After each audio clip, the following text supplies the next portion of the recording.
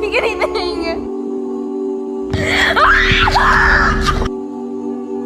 Harry Potter is dead! No! No! To make sure I don't hear Ginny's name, or Fred, or George, or Mum. What, you think I'm not listening to? You think I don't know how this feels? No, you don't know how it feels! Your parents are dead! You have no family! You okay, Freddie? Yeah. Me too. I couldn't leave him. Not that. That's my son! That's my boy! Years ago, I knew a boy who made all the wrong choices. I have to do this. I have to kill you.